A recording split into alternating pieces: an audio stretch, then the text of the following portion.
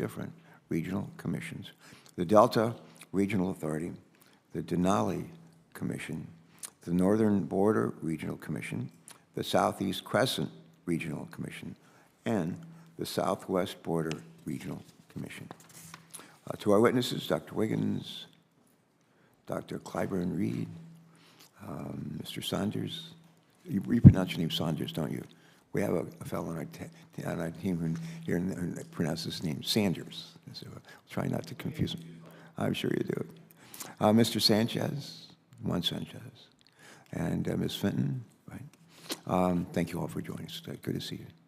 For those who may not be familiar with our regional commissions, let me just start by discussing what our regional commissions do and why your work is important. Our nation's federal regional commissions are federal-state partnerships that Congress has created over a period of time, starting in the 1960s to implement community and economic development strategies in some of our most disadvantaged communities. Our regional commissions work closely with the Economic Development Administration at the federal government level in order to build durable regional economies throughout the United States of America. One might ask, why is this mission important?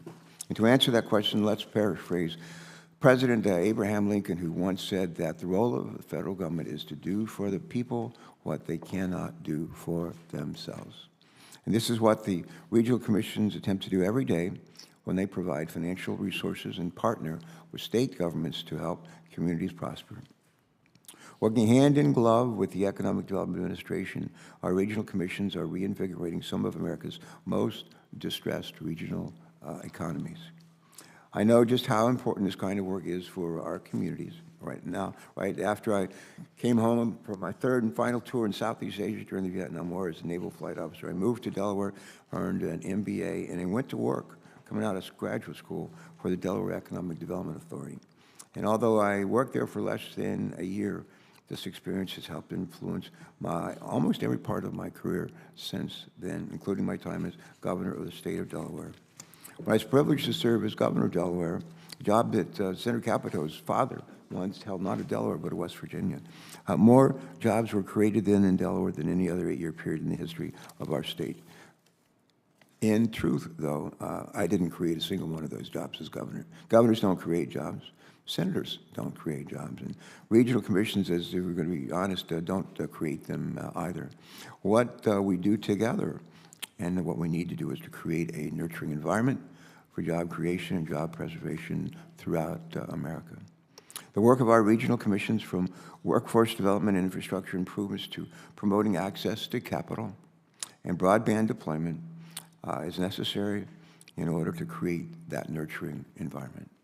Today, we look forward to hearing what regional commissions are doing well and what improvements might help these agencies work even more effectively in order to enable disadvantaged communities to recover and to thrive. As members of this committee have oftentimes heard me say, we need to find out what works and do more of that. Regional commissions have used bipartisan infrastructure law funding to support more than 300 projects in 19 states, 300 projects in 19 states. Commissions have used their funding in diverse and innovative ways. For example, last year, the Delta Regional Authority funded infrastructure projects to support a $5.6 billion with EB, $5.6 billion investment by Ford in a new electric truck manufacturing plant in Tennessee. In Alaska, the Denali Commission provided technical assistance to the Alaska Native Tribal Consortium to help secure over $90 million in federal funding for broadband infrastructure in remote communities. And earlier this year, the Northern Border Regional Commission awarded a pre-development grant to a Vermont community which, once completed, will enable the private sector to create over 125 mixed-income housing units in an area facing a major housing crisis. As our colleagues will recall, in March, this community unanimously passed legislation to reauthorize each of our regional commissions that are represented before us here today, as well as the Economic Development Administration. Enacting this legislation bill, this reauthorization bill, into law is a crucial part of the work we must do in order to ensure that our regional commissions can continue to support economic growth in communities of all sizes throughout our country. In fact, this legislation would also create 2 new regional commissions, the Mid-Atlantic Coast Regional Commission and the Southern New England Regional Commission. In closing, let me just say that we look forward to hearing more today from our witnesses about the impact that our regional commissions are having in communities both large and small. And I look forward to working with our colleagues on this committee to ensure that our regional commissions have the tools and the resources that they need in order to support economic development and enable communities across our country to succeed. With that, Senator Capito, you are recognized. Please proceed. Thank you, Chairman. Thank you, Chairman Carper, and thank you all for being here today, and thanks for this hearing. Again, I want to welcome our witnesses, the federal co-chairs from the Delta Regional Authority, Denali Commission, Northern Border Regional Commission, Southeast Crescent Regional Commission, and the Southwest Border Regional Commission, and thank all of you for what we're going to hear. The strength of our regional commissions lies in their partnerships and coordination between the federal government and the states that they are in their region. Often, the governor of each state that is within the geographic target of the regional commission serves on the commission.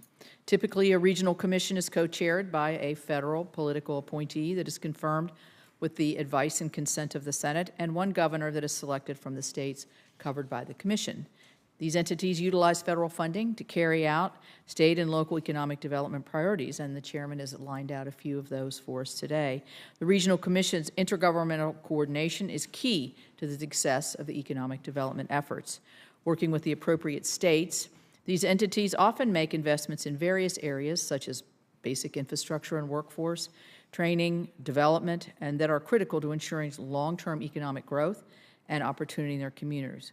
Further, regional commissions must work in tandem with the EDA, the Economic Development Administration. Since EDA and the regional commissions have similar missions, they must strategically coordinate in order to avoid duplicative efforts and investments. So we're here today to talk about best practices and success stories from some of our regional commissions that will help us to strike the balance and ensure our federal investment is implemented efficiently to achieve the maximum benefit for the states and the communities that they serve. I look forward to hearing the ways to strengthen your partnerships with your states and your coordination with the EDA. Working with the Appalachian Regional Commission in my home state of West Virginia, I know how beneficial regional commissions can be and the positive impacts that they can have on communities. Our colleague's wife, Gail Manchin, is the federal co-chair of the ARC, and I see Guy Land back there, who I worked with for many, many years on the ARC. They're not on the panel today because the legislation that we have, we've already reauthorized the ARC. How about that? How'd that happen? And so today we want to make sure that we give you all the due attention. But anyway, they've invested $63 million just last year from federal and matched federal funding and then matched projects in 66 projects just across our state. These projects served over 3,000 households and businesses, trained and educated over 2,000 students and workers. I know each of the Regional Commission federal co-chairs before us is working in their areas to make the same type of impactful investments. To further these efforts back in March, Chairman Carper and I brought forward our Bipartisan Economic Development Reauthorization Act before this committee, and the bill was reported favorably to the Senate by unanimous voice vote. Title II of that legislation reauthorizes a number of the regional commissions from the fiscal years 2025 through 2029. The bill will expand the type of activities that those regional commissions can carry out and provide flexibility to tailor those activities to the most pressing needs of their own communities.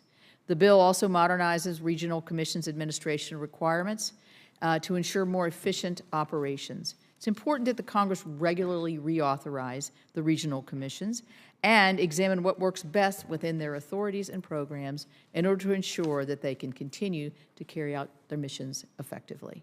We look forward to working with our congressional colleagues so that the EDA reauthorization bill can become law. So with that, Mr. Chairman. I yield back to you. Thank you, ma'am. I've been summoned to go to another, not a hearing, but actually a business meeting. We're marking up a number of bills in the Committee on Homeland Security and Governmental Affairs. I need to go there now. Senator Capito has kindly agreed to preside while I'm away. And I think the first order of business might be to, after you've introduced 4 of our witnesses, to recognize Senator Sullivan Right. to introduce our witness from the Denali Commission. Thank you for doing this. I'll be back as soon as I can. Thank you. All right. So I am pleased to welcome Dr. Corey Wiggins, the Federal Co-Chair for the Delta Regional Authority, to our committee. Corey has worked across academia, state government, nonprofits, and the private sector throughout his career, and he has served as the head of the Delta Regional Authority since 2022. We're also joined today by Dr. Jennifer Clyburn-Reed, the Federal Co-Chair of the Southeast Crescent Regional Commission. Throughout her career, she's been a small business owner, public servant, educator, and community advocate. She has served as head of the Southeast Crescent Regional Commission since 2021.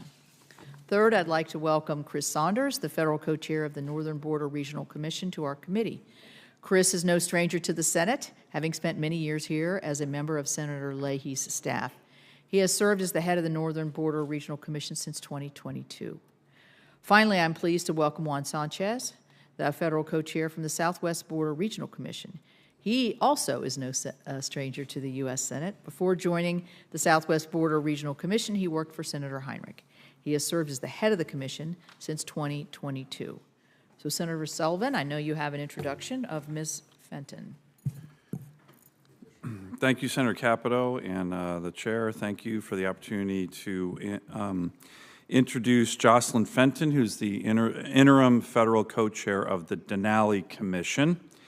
So a little bit of background on the Denali Commission. This was Senator Stevens and Congressman Young's focus on bringing national attention to the immense challenges in unique situations that many of my constituents in rural Alaska face.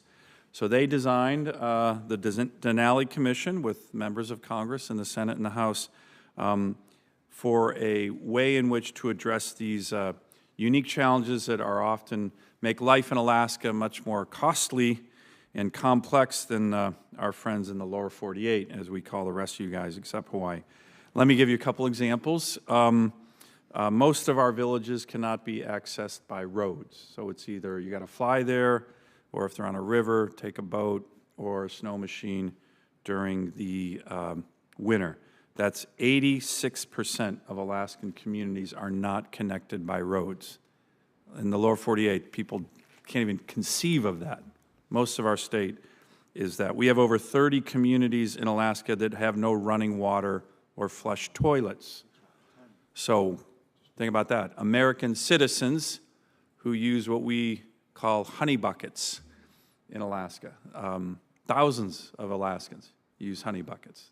That's third world sanitation. That's just not right. By the way, Madam Chair, some of the most patriotic communities in the country, my state has more veterans per capita than any state in the country, and Alaska Natives, where most of these challenges are, and their villages serve at higher rates in the military than any other ethnic group in the country. And yet, they go to the bathroom with honey buckets. Most of these communities are powered by diesel and are not on any kind of grid system. So I like to say Alaska's resource-rich, infrastructure poor. We have less road miles than Connecticut, and yet we are 120 times bigger than Connecticut. So the Denali Commission has catalyzed much-needed development, particularly with a focus on infrastructure, water and sewer, power generation, transmission facilities, basic clinics, and communication systems, much of which is just expected if you lived in the lower 48. Through vital tribal, state, and federal partnerships, the Commission has worked on a whole host of these kind of infrastructure projects and workforce development projects that bring resiliency to over 300 communities, as I've said. Due to its proven success, the Denali Commission has become an invaluable asset for Alaska and our nation on building out infrastructure, which is what I think every member of the Senate agrees is important for all Americans.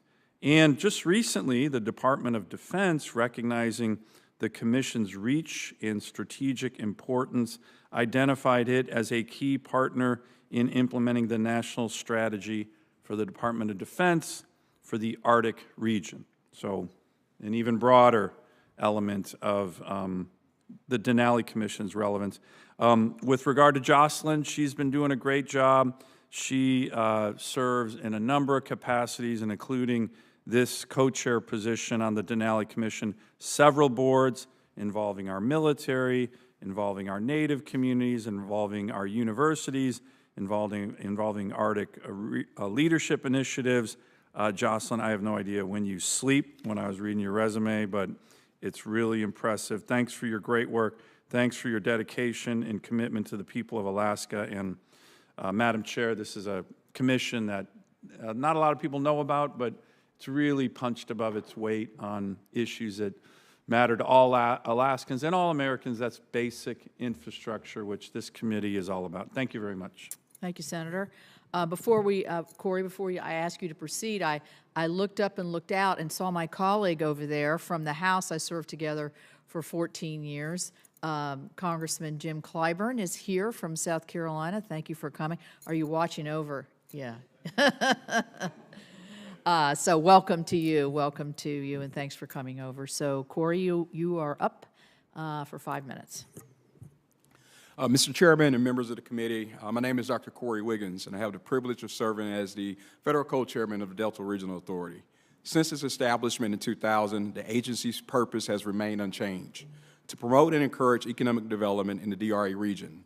DRA's financial assistance programs provide targeted investments in 252 counties and parishes across our 8-state region, including parts of Alabama, Arkansas, Illinois, Kentucky, Louisiana, Mississippi, Missouri, and Tennessee. Every 5 years, DRA, by statute, is responsible for creating a regional development plan with public input that is approved by our Board of Governors. This plan serves as a guide to ensure we are meeting the needs of the region and DRA's mission. In February 2023, the authority approved and released Navigating the Currents of Opportunity, DRA Regional Development Plan 4. The strategic goals identified for DRA over the next 5 years include expanding and investing in the resiliency of the region's public infrastructure, improving networks of agencies, organizations, businesses, and educational institutions providing workforce development opportunities, strengthening and supporting the long-term growth of micro and small businesses, expanding efforts to support community placemaking and capacity building. DRA has pursued its vision of a region as a place where people and businesses have access to economic opportunities and vibrant, sustainable, and resilient communities. We execute on this vision through our programs that serve the region and through investments that support basic public infrastructure and transportation improvements, workforce development programming, and expanding opportunity for small business development. Some examples of DRA programs and their impact include, from 2017 to 2023, infrastructure, workforce development, and small business development investments made through DRA's State's Economic Development Assistance Program resulted in over 500,000 families positively impacted by infrastructure projects. More than 160,000 individuals trained in workforce development programs, and over 36,000 jobs either created or retained in the region. In over 5 years, DRA's Community Infrastructure Fund, a program focused on basic public infrastructure investments, have resulted in nearly 311,000 families impacted by infrastructure projects, with approximately 15,000 jobs created or retained in the region. In total, for fiscal year 2023, DRA invested over $74 million in funding throughout the region. The expected impact of this funding for nearly 165 projects in the region includes over 33,000 families affected via improved access to infrastructure, approximately 9,000 jobs created or retained, and over 31,000 individuals trained through workforce program training. As we continue to assess our FY24 projects and impact data, some highlighted regional investments include awarding more than $10 million in investments to 23 projects in the region through the Delta Workforce Grant Program, an initiative designed to support workforce training and education programs. We awarded over $1.8 million to communities through the Strategic Planning Grant Program, DRA's newest initiative to support capacity building in the region. DRA supports Title II of the Economic Development Reauthorization Act of 2004, which would reauthorize and update the programs for DRA and other regional commissions. Title II would bolster the place-based impact of regional commissions by further supporting economic development and improving infrastructure in underserved and distressed communities across the nation. We thank the committee for including key proposals from the 2025 budget in the bill, such as a user fee authority for DRA's Delta Doctors Program, repeal of DRA's sunsetting provision, and recognition of tribes as eligible recipients.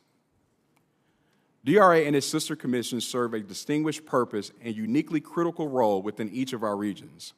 DRA's impact in the region is not just limited to the quantitative outputs from agency investments, but is also connected to our reputation as a regional partner working closely with local governments, local development districts, and our member states to help find solutions to the challenges experienced in the region.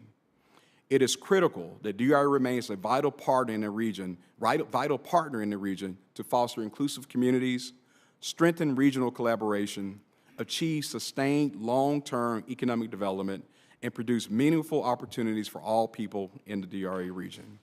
Thank you. Thank you. Next, we will hear from Dr. Jennifer Clyburn-Reed. Jennifer, please proceed with your testimony. Thank you. Good morning, Chairman Carper and Ranking Member Capito, committee members, and staff.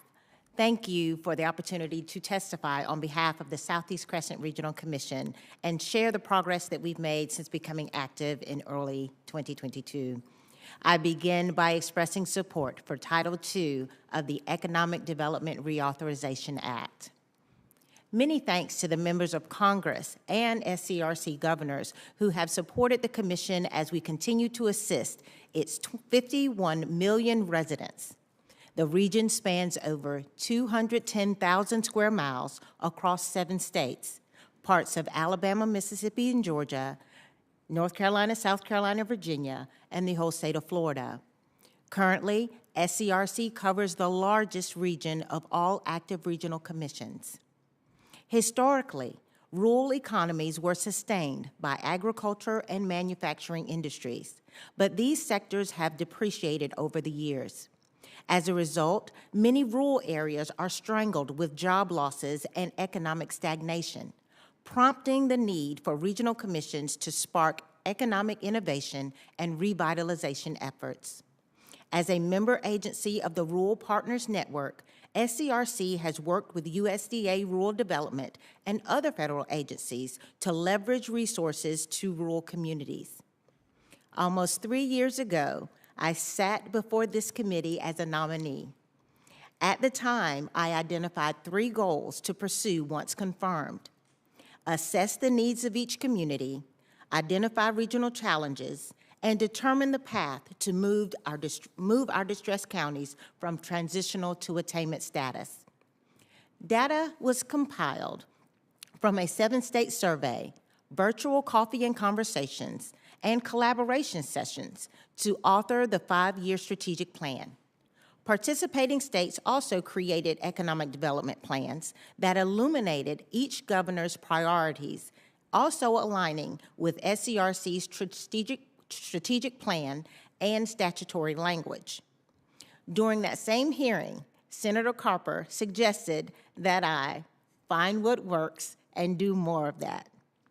Early data collected found gaping holes in healthcare access.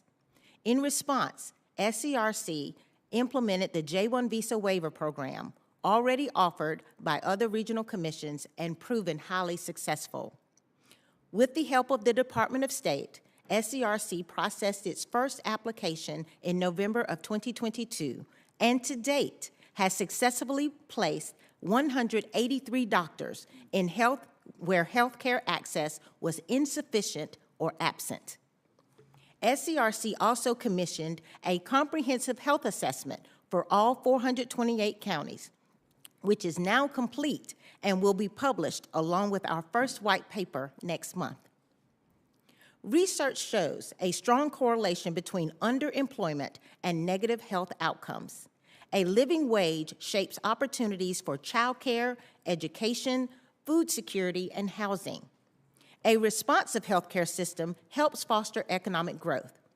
While these concepts are widely recognized in theory, SCRC is collecting data and acting on it to show how healthcare access contributes to achieving longstanding economic goals. I also stated during that hearing the Commission would fund entities that make economic development a sustainable priority. In preparing to launch the first grant cycle, SCRC executed cooperative agreements with all participating states and 55 local development districts. The launch of the inaugural $20 million seed grant program yielded 363 pre-applications, requesting $119 million.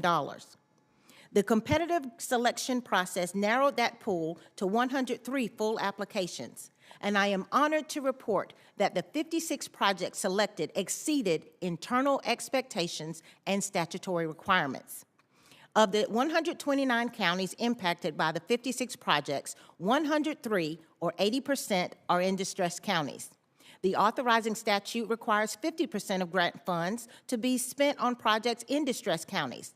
SCRC exceeded that by spending 77% of grant funds in distressed counties on 42 projects. 40 projects, or 71%, are infrastructure projects, which exceeds the 40% required. SCRC looks forward to continuing partnerships with local, state, and federal entities that will assist in achieving the mission to alleviate the effects of poverty and ensure a prosperous future for all who call the Southeast Crescent home. Chairman Carper, Ranking Member Capito, and members of the committee, thank you, and I look forward to your questions. Thank you. Next, Chris Saunders. Thank you, Chairman Carper. Thank you, Ranking Member Capito, members of the committee, for the invitation to participate in this hearing and the opportunity to talk a little bit about the Northern Border Regional Commission. I think, as you've heard from my peers, that and in some of your own opening statements, there's something unique about the federal commissions. The collaboration that's required, the elevation of local needs, the input from state partners, it's unique among federal agencies in terms of how we develop a collaborative process.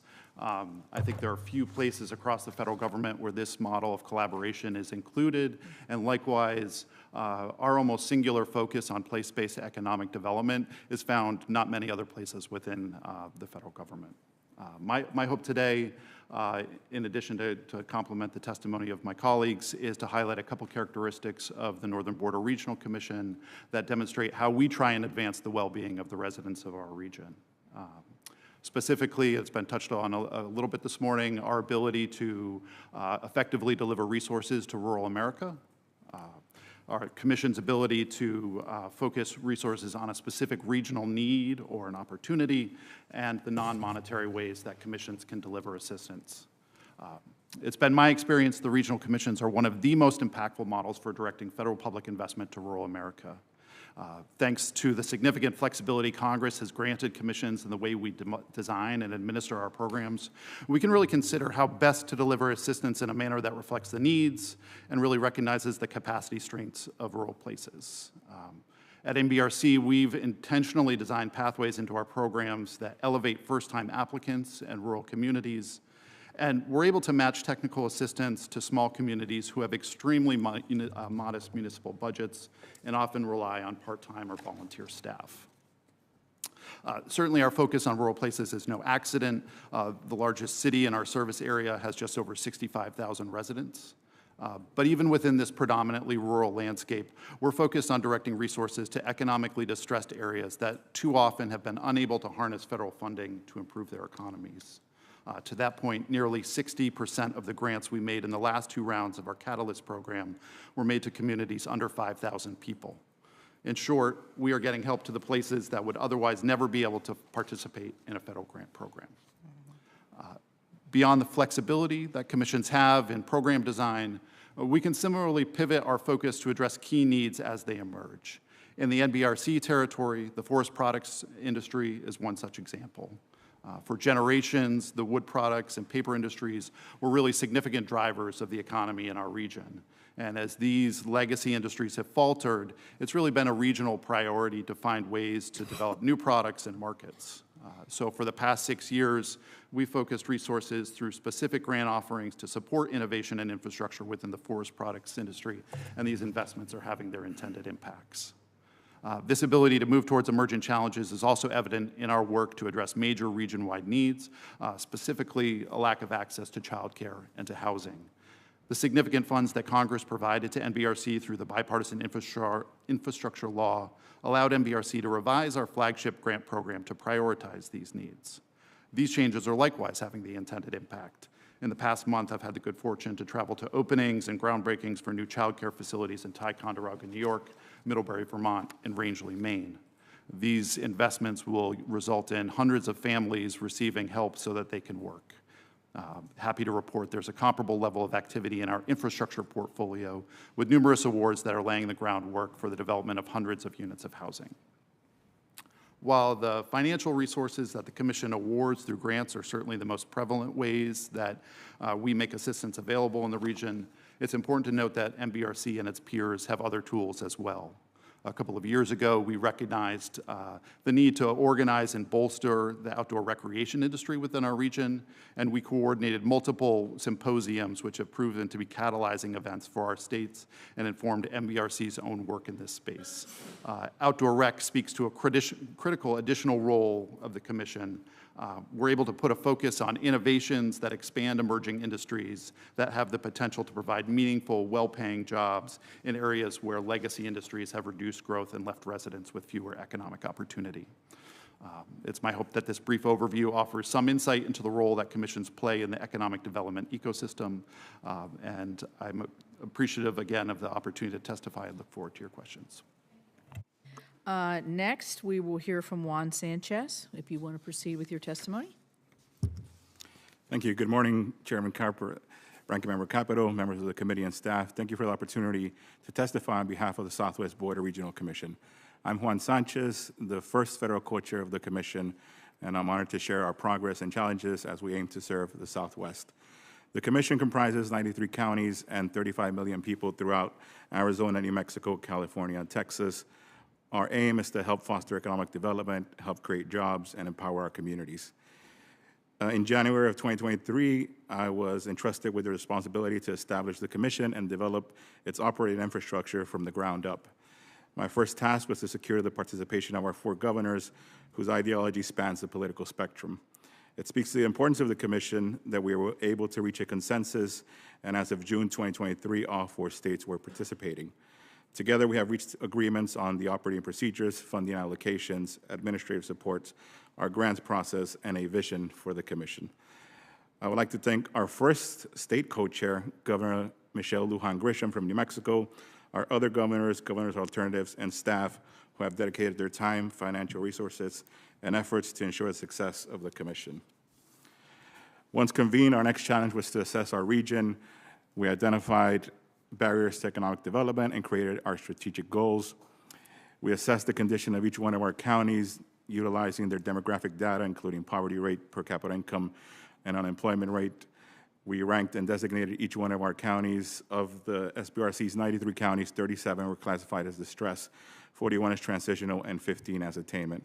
Overall, the Commission's average poverty rate stands at 18%, significantly higher than the national average of 12.6%, and translated into 5 million people living in poverty. We identify unique distressed communities such as colonias, which is the Spanish word for neighborhood.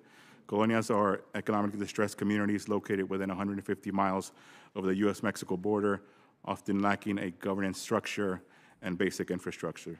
Families living in colonias are without adequate housing or essential services like potable water, plumbing, sewage, paved roads, broadband. Approximately 800,000 people lack adequate drinking water and sanitation, with 1/3 of the folks living in colonias having no access to water or wastewater facilities. The commission also comprises 51 federally recognized tribes. Collectively, our tribes have a poverty rate of 44% and an unemployment rate of 12%. is a drastic comparison to the U.S. averages of 12 and 4.2 respectively.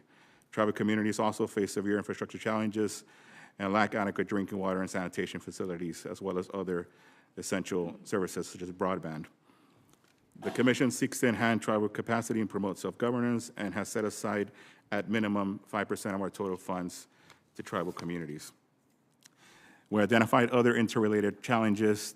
The Commission's region suffers critical shortages of healthcare professionals. Every county within the region is designated a health professional shortage area by HHS in primary health, mental health, and dental care. We additionally conducted extensive outreach with hundreds of community stakeholders across 4 states, including mayors, economists, nonprofits, universities, chambers of commerce, industry groups, and more, to identify the most significant barriers to economic development. The most common barriers, as addressed by our stakeholders, include capacity gaps. Capacity remains a significant barrier in our distressed communities, which often lack technical, managerial, and financial capacity. Distressed communities often stated that their minimal staff is overburdened with administrative duties. Secondary barrier was matching requirements. The SBRC serves some of the most poorest communities in the country, often lacking a substantial tax base to generate revenue and secure matching funds. Federal and state grant programs often require a match, which is a significant barrier for our most impoverished communities. Third was data availability. The respondents indicated that there is insufficient access to data and research on the issues impacting their community, noting that much of the research is conducted by entities outside of their community. Finally, the communities felt that they were participating and were disadvantaged when competing for competitive grants. The lack of technical support, resources, and specialized staff in these communities, such as grant writers and grant administrators, puts them at a significant disadvantage in competitive grant competitions. To address some of these barriers, the Commission, to help advance equity, the Commission will allocate 50% of its total funds to distressed areas. To build capacity, our new grant program allows for an increased use of administrative funds for up to 30%. And we are also allowing local development districts to apply on behalf of distressed communities and serve as an administrative agent. To reduce cost and try to eliminate the matching requirements, the SBSC aims to co-invest with other federal agencies and has signed agreements with USDA Rural Development and other federal agencies to co-invest in distressed communities. Moving forward, the Commission will host a series of open houses in partnership with our local universities. We'll publish our 5-year plan in November, begin conducting grant webinars in December, and we are on track to open our first grant competition in 2025.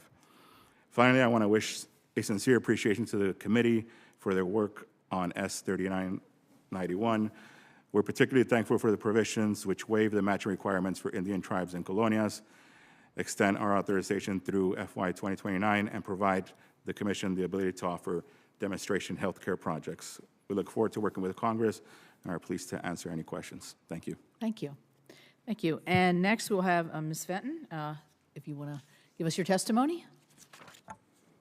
Good morning, Mr. Chairman, Ranking Member Capito, and honorable members of the committee and staff. Thank you for inviting me to testify and providing an opportunity to present you with an update of the Denali Commission in concert with the other regional commissions. We thank you and the members of Congress who have recognized the achievements and value of the Denali Commission over the last 25 years, whose purpose is to deliver services of the federal government in the most cost-effective manner.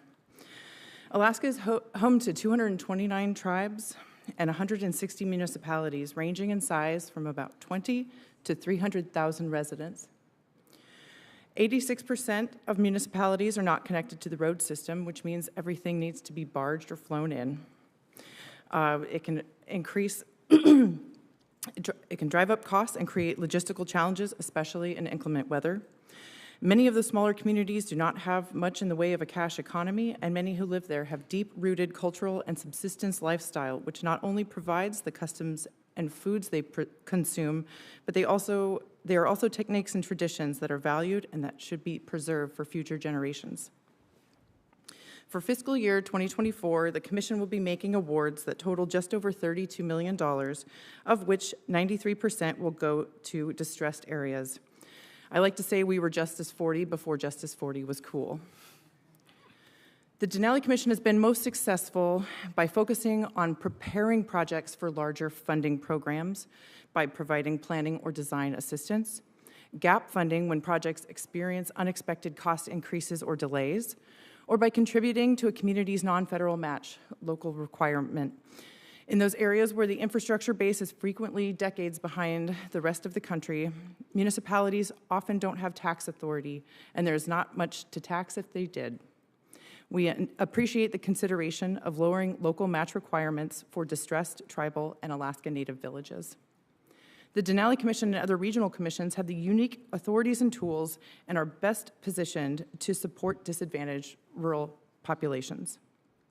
In the last 6 years, the Commission has expanded its program offerings, diversifying back into its legacy programs and adding new programs to reflect critical needs, the public funding available at the time, and to leverage partnership opportunities. Over the life of the Commission, we have modified programs to reflect the needs and public funding available at the time. There are 3 ways that we facilitate investments. 1, priority lists, such as the Rural Power System Upgrade Program, the Bulk Fuel Upgrade Program, statewide threat assessment for communities facing environmental threats, the Sanitation Deficiency System, and in the early 2000s, a list for rural primary care clinics. 2, annual competitive funding opportunities. And 3, individual discretionary funding through justifications, partnerships, and transfers. Allow me to share some of the highlights that reflect the administration's goals and describe some innovative partnerships. For energy, our program focuses on rural power system upgrades while incorporating renewables. A recently completed 900-kilowatt wind turbine and connection to the existing electrical distribution system between Stebbins and St. Michael now provides fluctuation-resistant wind energy, offsetting hundreds of gallons of diesel each year and facilitating days of diesel-off operation in both communities. For bulk fuel, Denali Commission is at the forefront of addressing the urgent need to upgrade Alaska's aging bulk fuel farms, which are vital for powering communities. Despite a $250 million investment over 25 years, less than 50% of the need has been met, while climate change accelerates infrastructure decay. The Commission is exploring efficiencies and advocating for urgent action to prevent an impending environmental crisis due to deteriorating fuel storage infrastructure, some of which is up to 75 years old. Many tanks have outlived their foundations and are sitting on the ground, some without secondary containment. For transportation, in fiscal years 22 and 23, through newfound partnerships and collaboration with the State of Alaska and federal highways, the recently reinvigorated transportation program awarded 59 surface and waterfront improvement projects for a combined total of $33 million for the direct benefit of 49 communities around the state. For housing, notable projects to encourage housing innovation and de-risk private development include affordable housing assessments and strategy development, climate-specific housing best practices, site control, platting, surveying, given land ownership and complications on tribal lands, and continually evaluating the housing life cycle, assessing timber utilization, better sawmills to develop rural home kits, locally produced trusses, and everything in between. The Commission is advancing materials science and additive manufacturing in Alaska by developing the state's first 3D concrete printed house and a rural-specific infrastructure printing robot. Through partnerships with leading research institutions and local organizations, the Commission is paving the way for utilizing local materials like gravel and biomass to reduce supply chain costs, enhance automation, and tackle workforce challenges, all while driving innovation in construction technology. For water and sanitation, about 20% of Alaska Native homes in rural Alaska lack access to water and sewer services. Many solid waste systems in rural Alaska also lack protections for human health and the environment. The sanitation program benefits from the Commission's unique transfer authority in several ways. We have a partnership with Indian Health Service with a transfer from the Commission to Indian Health Service, and then we also have partnerships where EPA transfers funds to the Commission to consolidate and combine funding for the progress of rural Alaska. Recognizing the benefits that broadband brings to rural area, since 2019, utilizing just under $3 million, the Commission has initiated comprehensive outreach efforts to assist and fund in-depth applications to achieve 187 independent 2.5 gigahertz FCC tribal licenses, in addition to our recent leveraging of over $200 million in broadband deployment since 2022. For workforce and economic development, we have found timely success through reinvigorating the regional Alaska development organizations, each with a $75,000 grant and a simple instruction to double that funding to promote a pipeline of projects within a year. This led to a partnership leveraging $49 million award from the EDA's Build Back Better Regional Challenge.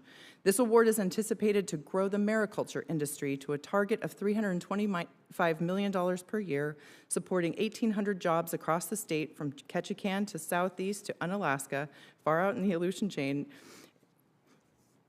over the next 20 years. Other innovative partnerships include promoting the recreation economy, both through direct awards to recipients and financially participating in EPA's Recreation Economy for Rural Communities program for at least 2 projects in Alaska. Our Village Infrastructure Protection Program works with tribal, local, regional, state, and federal partners to continue to support the resilience of Alaskan communities by protecting public investment in critical infrastructure. We fund the planning, partnership, and construction efforts to move communities to safer environments while also protecting communities in place and assisting in a managed retreat. For land and water resources, we are in the beginning stages of setting up a forestry, soil, and water conservation program, partnering with USDA Forest Service and Natural Resource Conservation Service. This program will provide technical assistance to soil and water conservation districts, match funding when needed, and work with other agriculture producers to promote food security, wood use innovations, biomass energy, insulation and other building materials, biofuel mitigation, and stream habitat improvements. Lastly, as the only Alaska-headquartered federal agency, the Denali Commission serves as a critical hub for White House-led working groups and Arctic policy. As a principal member of the Arctic Executive Steering Committee under the Executive Office of the President and the Interagency Arctic Policy Committee, the Commission offers direct advocacy for pressing scientific and policy needs. This includes updating the statewide threat assessment for IARPIC's risk management and hazard mitigation priorities, asset mapping for infrastructure prediction, and long-term data management. The Commission actively promotes Arctic security through its involvement through the National Strategy for the Arctic Region and other intergovernmental efforts, recognizing that a resilient Arctic is essential for broader security. The regional commissions were all created as a federal-state partnership to focus on the needs of rural communities, and the Denali Commission prides itself in the successes seen from working closely with the state of Alaska, federal partners, tribes, tribal consortia, and other non-federal entities to address these growing challenges. After 25 years of service, and particularly in the last 6 years, I am quite proud of the progress we've made in supporting Alaska's future. Thank you. So we'll go to the question portion. I would go first, but I'm going to cede my time to Senator Bozeman as we have a busy day, and he's got a busy day, so Senator Bozeman. Thank you. I've And I'll got to go to run to the Senator floor in Stabenow. just a minute. I really wanted to hang around and just thank you all for all the work that you do. Your budgets are not very great, but those dollars that you have, being able to intervene and really knowing the communities that you're serving makes a huge difference. But let me ask you, Dr. Wiggins, in recent years, Arkansas has been devastated by natural disasters from tornadoes and wind to historic flooding along the Arkansas River, the impacts of which are still being dealt with. Once the dust has settled and the rubble has been cleared, communities struggle to continue growth and retain residents. In what ways has DRA assisted in disaster recovery efforts, and I know you have, in Arkansas and the rest of the Delta? Yes, sir. Thank you for that question. Many communities, as you mentioned, have been impacted by disasters across our region. We have been working actually in Wynne, Arkansas. As a matter of fact, the mayor of Wynne, Arkansas just recently completed our Leadership Institute that we operate at DRA. And so we are leaning in disaster impacted communities, meeting with local officials, talking with them on how they best support. And part of our grant making program allows us to look a little bit deeper, particularly in those areas impacted by disasters. And so we're there, we are present, and that's the issue that we continue to remain top of mind for us as well. Good, very good. Thank you. I noticed, Mr. Sanchez, in your testimony, you talked about grant writers, and how difficult it was to have the knowledge and stuff. Chairwoman Stabenow is on our committee, and I have the pleasure of working with her.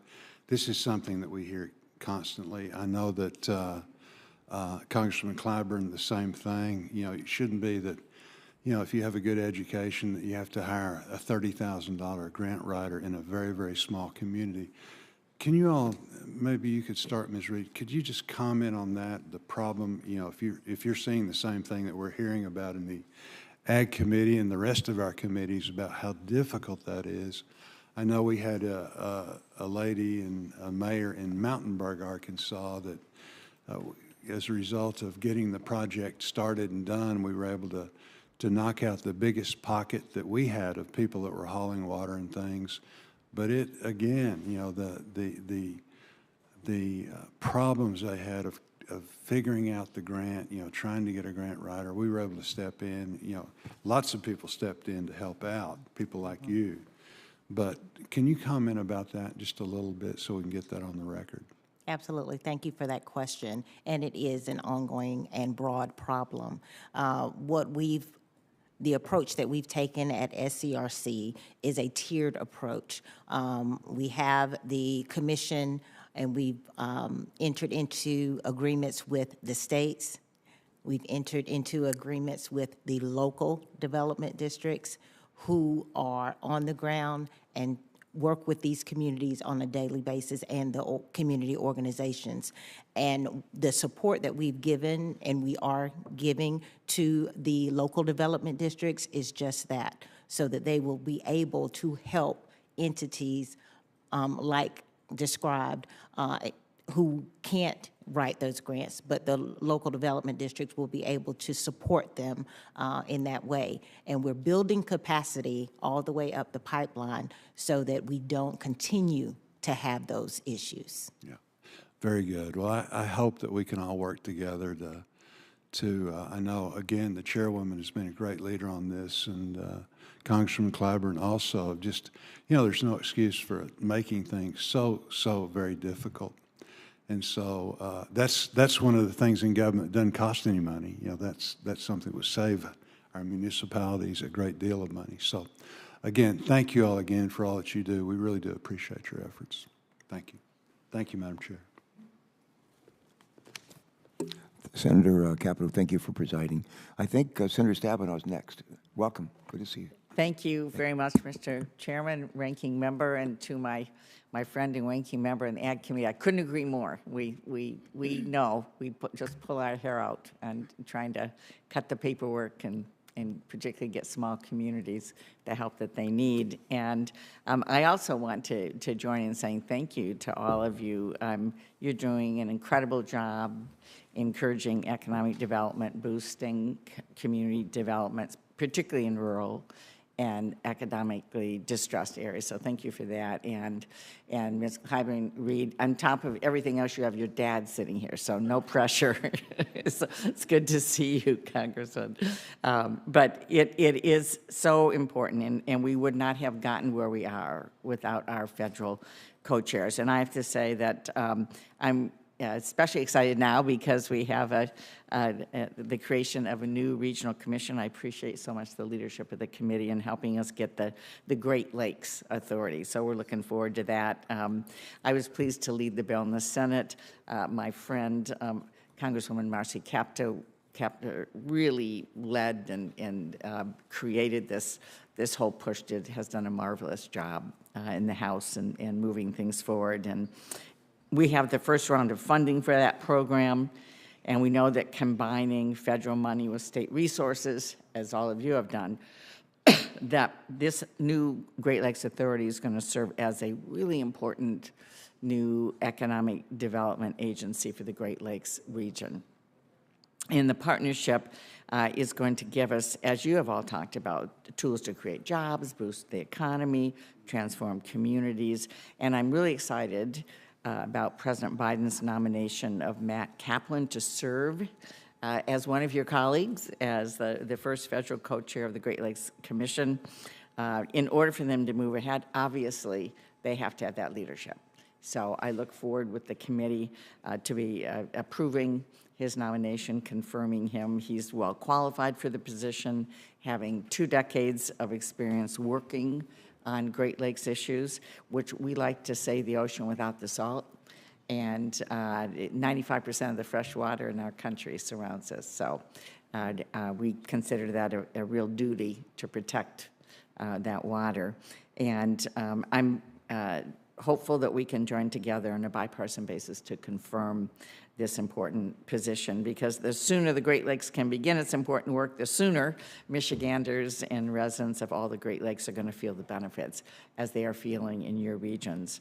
So a question, Mr. Saunders, in your testimony, you stated that regional commissions are one of the most impactful models for directing federal investment, public investment, to rural communities. And I couldn't agree more. Can you elaborate a bit more on how the Northern Border Regional Commission has been effective with rural communities? Absolutely. Thank you, Senator. I appreciate the question. And I think there's some themes that Senator Boozman raised as well. My time as a staffer on Capitol Hill, I recall a time where it took an act of Congress for another agency to rewrite one of its grant programs where the application was 80 pages long, and no community where there's a volunteer select board member working hard at night was going to be able to complete that process. That agency revised it to 8 pages. You all have given us great flexibility in designing our programs so we can regularly revise our applications and think about what the capacity of those communities we're trying to serve really is. And we can also match technical assistance. Dr. Clyburn-Reed spoke to that.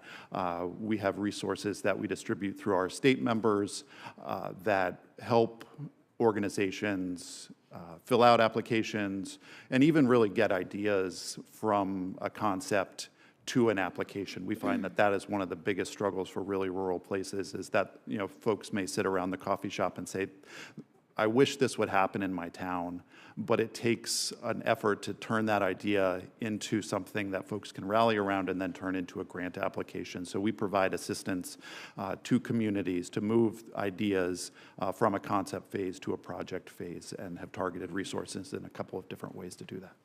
And you also talked in your comments about non-monetary contributions to the region, which you've talked about. But could you expand a little bit more what that looks like? Right. So we see both convenings, the ability to get folks together to focus on a specific topic. I referenced outdoor recreation.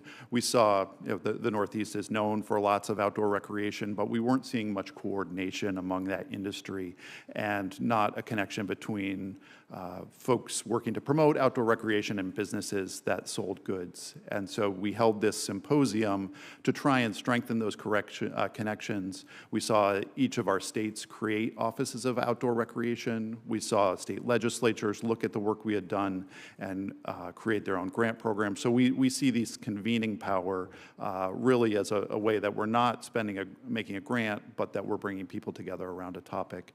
Dr. Clyburn-Reed also spoke about the J-1 visa program. In our region, that program doesn't cost a healthcare facility anything to apply to get a doctor to come work in a rural distressed place, and we can contribute to better health outcomes through that program. Terrific. Thanks so much. Thank you, Mr. Chairman. And we thank you. Senator Capito. Thank you, Mr. Chairman. Thank all of you for being here. Just curious, just to start real quick question. Ms. Fenton mentioned, obviously, it's the Denali Commission is just one state. Where is your commission located?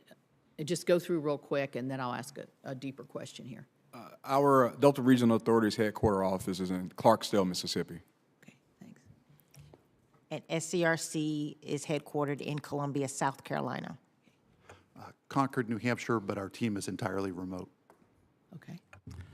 Las Cruces, New Mexico. Great, good, thank you. In my initial statement, I talked about coordination with the EDA. Ms. Fenton again mentioned a large grant that she had procured with the EDA grant. But I didn't hear much about the EDA from the four of you. So could you briefly speak about your coordination effort with EDA and how you think we could make these work better together if they're not, well, You can always do better. So why don't you tell me about what kind of coordination, and we'll just go down the row here. No, we work wonderfully with EDA. As a matter of fact, just last month, we announced a little bit over $4 million of leveraged EDA funding throughout the DRA region. One particular project was in Pine Bluff, Arkansas, for about $1.3 million, which was unique about it, was the opportunity to leverage EDA funding. We had investments from the Walton Family Foundation as well, so bringing in philanthropic funding as well. But we work hand in hand with EDA. What was that? What kind of project was that? It was a small business and retail incubator in downtown Pine Bluff, Arkansas, where they were revitalizing the downtown area, old building, putting it back into use, and it had great community support, and was able to leverage funding through EDA and support from the Walton Family Foundation as well. Perfect. Thank you. Yeah. Next. At SCRC, we are just beginning to build those partnerships with federal agencies. The descriptor that was just given by Dr. Wiggins sounds very much like something that we can replicate throughout our region. There are several buildings that are waiting for use. They're sitting empty. So it would be great if we could have those partnerships, and we are working on leveraging that. Great. At SCRC. Thank you. Mr. Saunders? We utilize a lot of the same local partners. Senator Carper talked about none of us really being job creators. EDA utilizes economic development districts. We often utilize those same organizations for our local development districts and invest in them to take the plans they produce for EDA to put into action. We similarly have some projects where we co-invest in a rural place with 5,000 people. If there's a $10 million, $20 million project, the organizers of that project aren't going to be able to use one source to get it done. So they may talk to EDA, they may talk to us. We're really cognizant of what that agency can and cannot do. And so things that may not pencil out well when a project comes together, say housing development, that's not going to score well in an EDA application, but is a really dire need in many rural places. So we look for the spots that they cannot fund and try to move into those as well. Oh, good. Okay. Mr. Sanchez? We are incorporating the EDA sets plans into our 5-year plans. Okay. So that we can co-invest in projects. Additionally, the local economic development districts are eligible to apply on behalf of distressed communities. So they are the ones who administer and follow EDA sets plans. So we anticipate we'll have a lot of co-investment. Okay. And Ms. Fenton, you mentioned one project. Are you working? Do you have one EDA representative in Alaska for your state solely? I was going to say that we have to work closely with our Yeah, you need the microphone. I was going to say that we are happy to work closely with our one EDA representative in Alaska, along with our Alaska Regional Development Organizations, and pairing that EDA opportunity with Denali Commission and how can we leverage those opportunities, either through technical assistance or we can close with the various applicants to really put together a fundable project that makes sense for Alaska's economy. Well, I know the emphasis on infrastructure. These are expensive projects. No one funding source, unless you're very lucky, can actually cover all this, and that's what the coordination. I will note that I heard in almost everybody's statement that you do quite a bit of coordination with USDA Rural Development. And then with this broadband money coming into the states, that's going to be a really critical piece for all your commissions. It certainly is in our state. You've mentioned a couple best practices. It seems like you all kind of have compared and talked a little bit.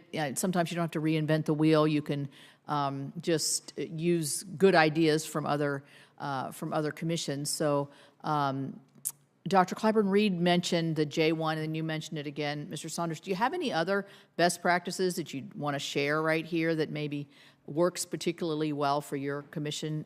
Dr. Wiggins? Sure, I think one of the areas, and we've all talked about regional capacity building. So many of our communities we're serving that are small, rural, part-time mayors, part-time, alder folks who are leading. And so we've really leaned in a lot to capacity building by working with established partners like community development financial institutions, university partners, other philanthropic organizations, trying to leverage our resources, their resources, in a way to think about, while we can't write grants, there are institutions who can work with them and support them along that way. And so capacity building has been one of those things, top of the line, making sure that rural communities aren't left out of the amounts of historic federal funding that's available for infrastructure. Anything else? Anybody would like to? Yes, go ahead.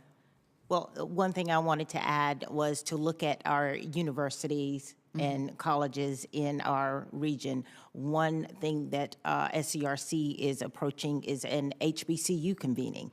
38 of the 103 HBCUs in the country are in the Southeast Crescent region. So it just makes sense for us to form that partnership and convene them so that we can talk about ways to benefit from SCRC. We have had no applicants from the HBCUs. In our first round, it's just the first round. So we have no applicants. So we want to make sure that that is not a resource that we're leaving Right, that's good. Mr. Saunders, do you have something you want to mention? These are some of the external ways we coordinate, as you noted, very much on an internal basis. We share ideas about grant programs and contracting. Senator Stabenow mentioned the nominee for the Great Lakes Authority. We've already engaged with him to talk about developing a vision. So there's both this external work that happens as well as internal best practices that we can share to be effective. Okay, Mr. Sanchez, did you have something? Yeah, I appreciate the support from the other regional commissions who have given us a guiding light. Our commission tries to use our authority, our flexibility to fill in the gaps what other agencies are not funding. For an example is, residents often bear the cost of laying down service pipes from the main line. That's something that many federal agencies don't cover. Another example is the pre-development studies. We can fund engineering studies, archaeological studies, and those happen to be barriers for distressed communities. So we're trying to fill in the gaps and co-invest. Thank you. Thank you, Mr. Chairman. Before we turn to Senator Whitehouse, I'm going to come back to you, Mr. Saunders. Who would you say is the most famous country and western singer ever born in Pine Bluff, Arkansas? Would you believe Johnny Cash? He is a native of Pine Bluff, Arkansas. I'm sitting here thinking, what famous person? That's Johnny Cash. His biggest hit song ever, written by his wife, June, was "I Fell Into a Burning Ring of Fire." And we want to make sure that folks in communities across the country don't fall into a burning ring of fire, and if they do, that we can pull them out. And with that, Sheldon, you're recognized. I'll be out for I'm going to leave though for just a second, and I'll be back right away. Thank you. Mr. Chairman, you are a fountain of rock and roll trivia. My wife says it's worthless information, but I promoted my first concert when I was a student at Ohio State, and I love music. I've been doing this for much of my life. If I could do anything in my life, I'd play third base for the Detroit Tigers and promote concerts. Maybe I'll have a chance to try that out in about 2 months. The only one who's worse than the chairman is Leader Schumer. Oh, yeah, he's good. Whose mind is an absolute closet of old song lyrics. And when I consider how much he has to think about every day, the idea that he has still space for all those lyrics. Well, he has his priorities in the right place. Anyway, thank you for this hearing. Commissioner Clyburn-Reed, I'm particularly glad that you are here because you've attracted a legendary legislator who is here in his role as proud papa.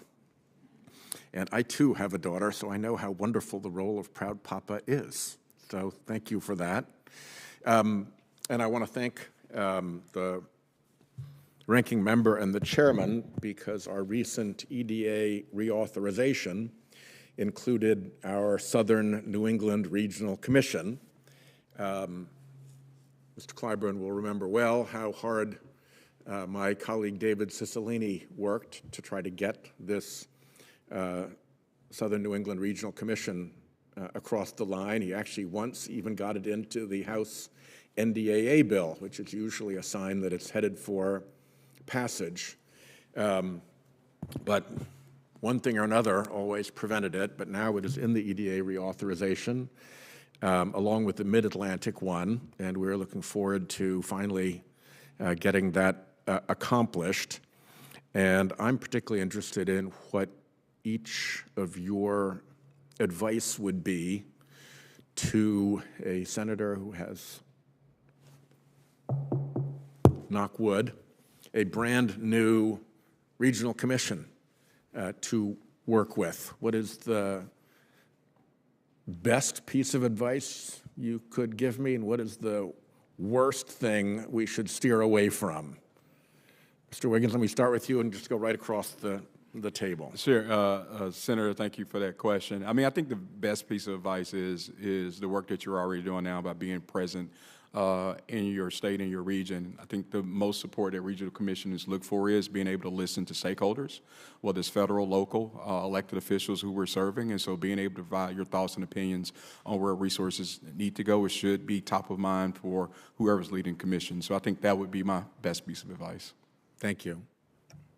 Commissioner. Thank you for the question. And since I've just gone through this exercise to build up a commission, the best advice is to get to know who it is that you will serve.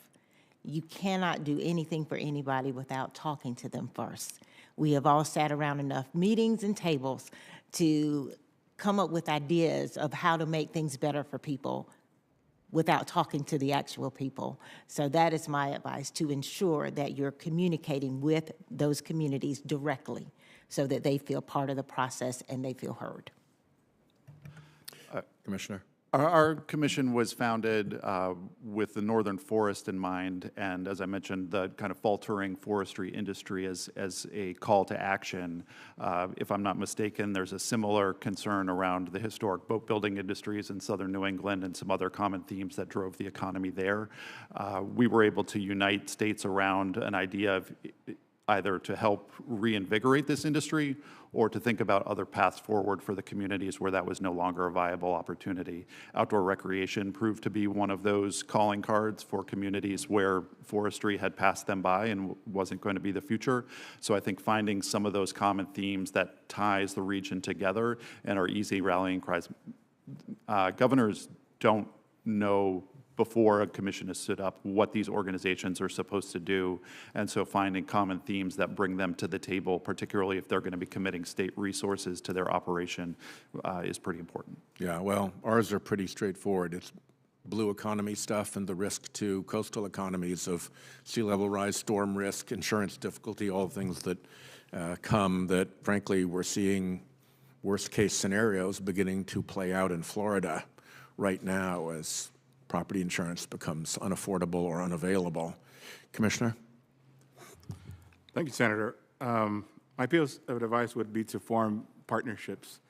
As I've been establishing this commission, I'm surprised at how excited people are in the region. And I think it's because the commission offers a lot of flexibilities and capabilities that other federal agencies do not, and can help solve problems that have existed for generations. So those partnerships will be critical and will open up co-investment opportunities. Got it. Ms. Fenton? I am co-chair, like interim federal co-chair, Fenton. I don't know why. It's not honorable, apparently. I would echo the partnerships, determine the gaps of other programs, possibly ineligible costs. That leaves room for innovations, for our programmatic flexibility. I would say institute a technical assistance or capacity building program to stand up your local development districts. Lean on the development organizations of your region. And lastly, have priority lists. Put together some data. Find priority lists to avoid grant applications. You're streamlining administrative efficiencies and putting the funding and the projects in the areas that need it most. Okay, well, that's all very helpful. I hope that's advice we get to put to practical use soon when we have our own commission. And I will say that I was pleased to hear Senator Sullivan's compliments to you and the commission, because he and I do a lot of work in areas like ocean plastics and international fisheries protection. And he's very good to work with on those issues. So thank you very much. Let's talk about the blue economy and have them give me a call. Okay. Thanks, Chairman. Sheldon, thank you very much. Maybe a question for Ms. Fenton and Ms. Clyburn Reed. And the question I would have for both of you would be... Chairman, can I interrupt on a Sure, please. Unrelated point? The curtains are open today. The room has daylight in it. Thank you for that. I liked that. I remember saying here one day, "Let there be light," and next thing you know.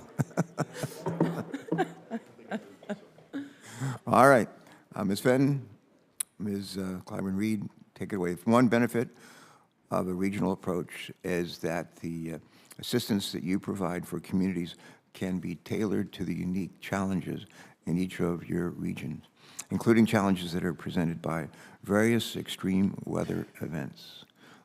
Question for both of you. Ms. Fenton, as you well know, Alaska, like many of our states, is susceptible to any number of natural disasters like earthquakes, like tidal waves, and more.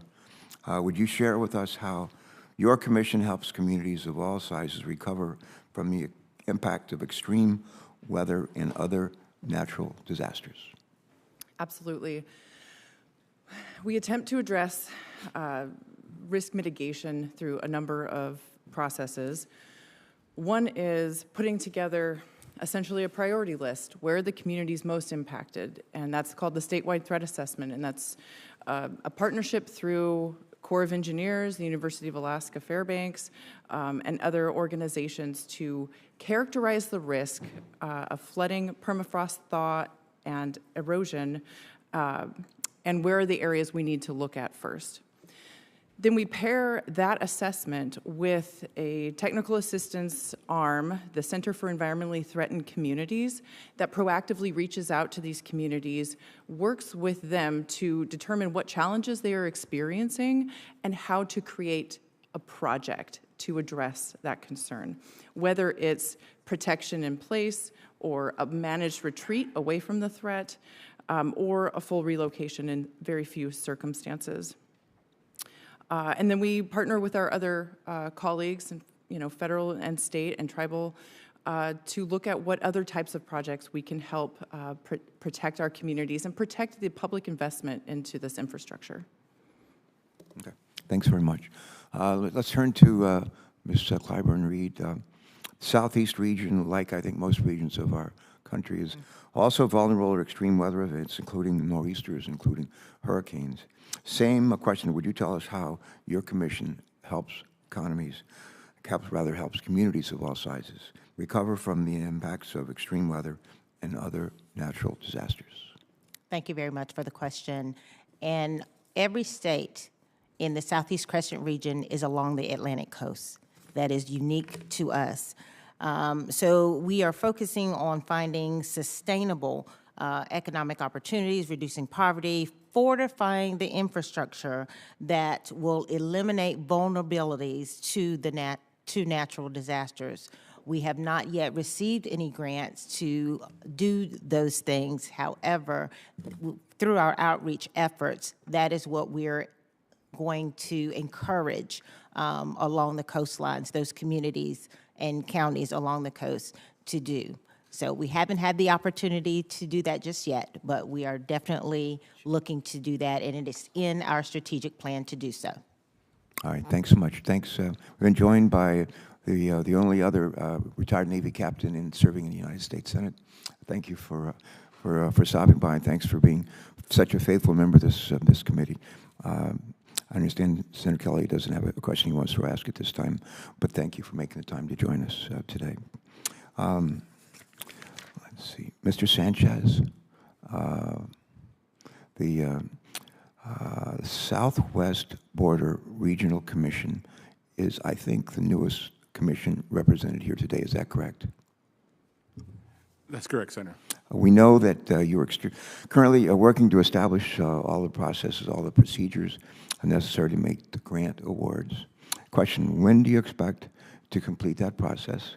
And what challenges did you face or have you faced, you and your team, in developing these policies? The second half of the question is, are there changes that Congress should consider to the grant-making process for regional commissions that would make this process more user-friendly or more accessible to outside stakeholders? Go ahead. Thank you for the question, Senator. We have been developing processes throughout this journey since 2003. We have reached agreement on funding allocations, how we administer our grant program, how much state administrative fund each state has to provide. Those states have provided funding for the commission. We are finalizing our 5-year plan and would publish in November. We anticipate opening. How long have you been working on it? Since we started, since June 2023. Okay. Each state is tasked with creating their own plan. The commission as well unifies those plans and conducts public outreach to ensure that we're aligned with the community's needs. Okay, thank you. Moving forward, we will open up our webinar in December for our first grant competition, and we anticipate having the competition in the first quarter of 2025. Through this process, I think some of the challenges have been, since the commission is new, we have to get registered into every federal system, whether that be grants.gov, SANS.gov, the Treasury Department. And those systems often don't recognize the commission because they don't have the, so it takes a conversation with those agencies to ensure them that we are a federal agency, that we are authorized to do this work. In terms of grants, I think just facilitating the reporting requirement for grantees. We've tried to do that as we created our grant program. We have a simplified application. We have a 3-page pre-application where we screen applicants to ensure that they qualify and meet the basic requirements so that we don't have folks filling out 20 pages and then being denied. So we're trying to be very straightforward with our applicants. All right, thank you. I have a question, I think maybe for the whole, for the entire panel. And I would like to hear from each of you on this, but each of you were once newly confirmed, I think each of you were once newly confirmed federal co-chairs. And apparently you've probably learned a lot through your experiences in running a commission. What is maybe one thing that you know now in that regard that you wish you had known on day one when you started? I'll ask you, what is maybe one thing that you know now that you wish you had known on day one when you started? Mr. Wiggins. Well, I think one of the things coming into the door at Delta Regional Authority, 25 years would be our anniversary next year. And coming into the door, we've had to do a lot of internal modernization work within the agency. So that was one of the things that I would point out in terms of learning and knowing. But the reason and rationale for doing this work remains the same. Our purpose is to serve the people in our region, to make it easier for people to get the resources they need to help thrive in communities. And so I think while I've learned that process of modernization in a government sense, the purpose and our mission remains the same regardless of the work that we have to do internally. We have to deliver externally for the communities in which we're serving. Okay, thank you. Mr. Clyburn-Reed. Being so new to the beginning, this is a very difficult question. There are about 7 things going through my head. But one of the... Well, you go ahead and pick the top 6. Pick the top 6.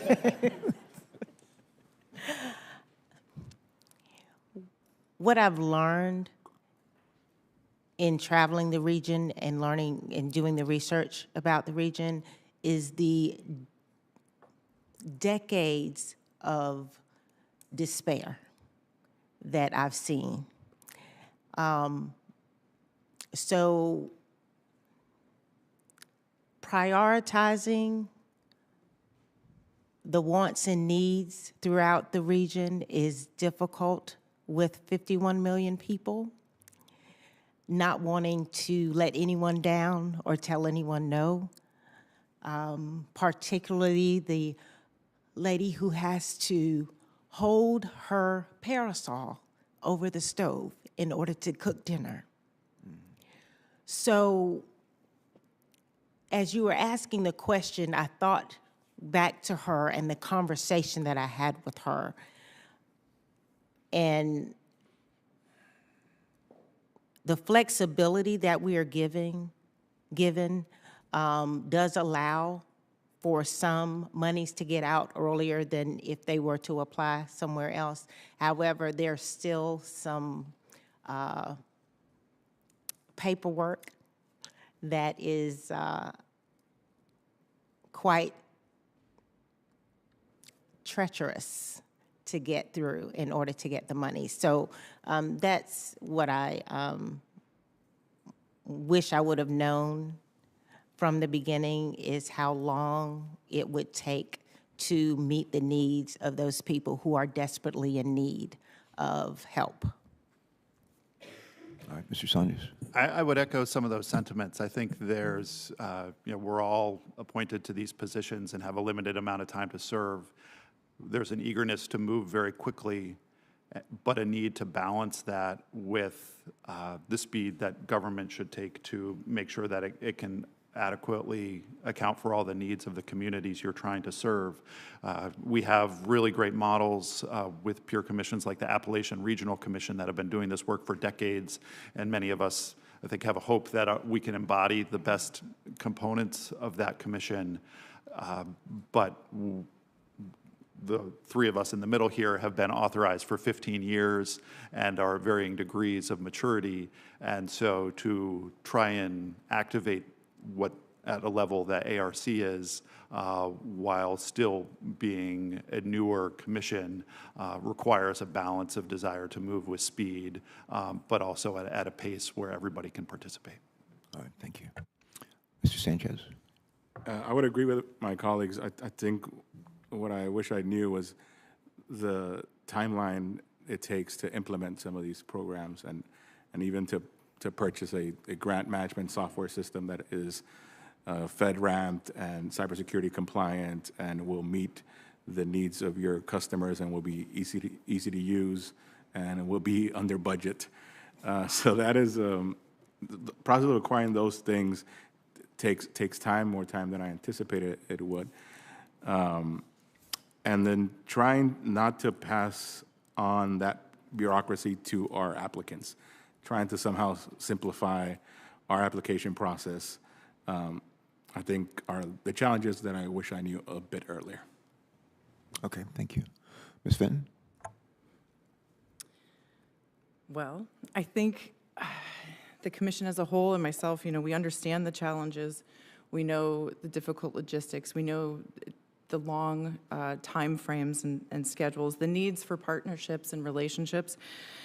I guess it's the part that has been educational for me, and I look forward to supporting our next federal co-chair that comes on board with some of the understanding of the coordination and importance of success stories here in DC, and the EOP OMB approval process and some of that official process that we are not as familiar with on the East Coast, at least myself.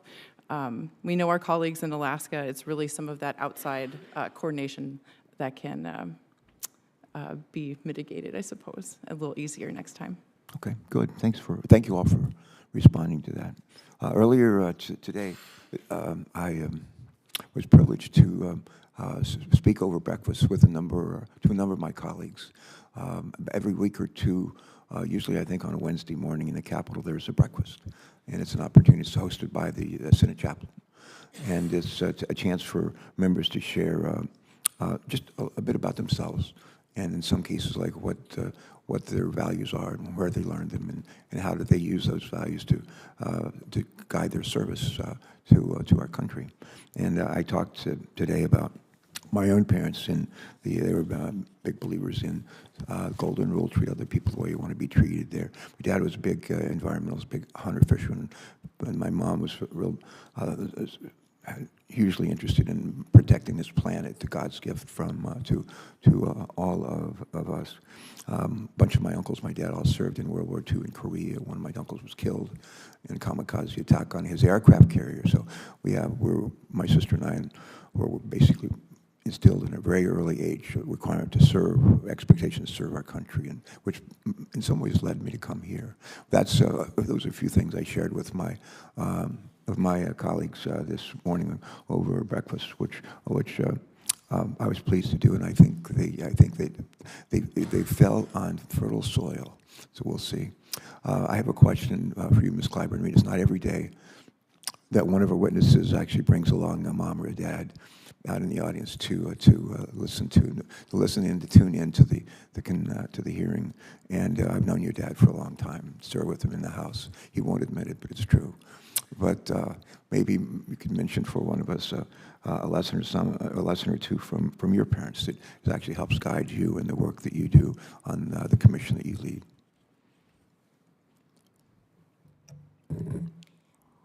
Thank you for that question, and I am honored to have the support of the Congressman, Father Congressman, here today and every day. I am also honored to have had a mother who supported everything that we did, whether she agreed with it or not. And tomorrow morning at 9:01 a.m. will be the 5th anniversary of her death. Oh, my God. And I will be having coffee with her. So the advice that both of them have instilled in me, I think you've spoke about it already, is to do unto others as you would have them do unto you. And as I travel the 210,000 square miles of SCRC, that's exactly what's in my head. How would I want someone to treat me if I were in that situation? And that is how I approach the tenacity in which I try to get money out of the door. And it's difficult to do with the pace that we are held to, but that is what is in my mind. We should not be still suffering from the 2015 historic flood. And I'm seeing that as I travel. So that's what is in my heart, what is in my mind, what is in my soul, and that's the way I approach this job. Oh, that's and great. I thank you for it. Well, your mom's looking down. I'm sure she's saying, "That's my girl." That's great. My mom once told my sister and me, she said, the golden rule, treat other people the way you want to be treated, is in every major religion of the world. I don't care if you're Protestant or Catholic or Jew, Buddhist or Hindu, it's in every one. It's something that's in every scripture, sacred scripture, maybe something we should pay attention to. And I'm pleased to hear that you reminded us of that today. In closing, I want to thank our witnesses for your time. We want to thank you for your testimony today and for the leadership that you provide. The work of our regional commissions is so important for helping disadvantaged communities through our nation, as you've reminded us today. This hearing has motivated me. I think it's motivated members of our staff, Senator Capito, and others to keep working, to reauthorize our regional commissions and the Economic Development Administration. For some final housekeeping, senators will be allowed to submit questions for the record through the close of business on October the 2nd. We're going to compile those questions. We're going to send them out to each of you, to our witnesses, and we're going to ask you to reply to us by October 16th. October 16th, keep that in mind. Anything else, folks? No? All right. And with that, this hearing's been a good hearing.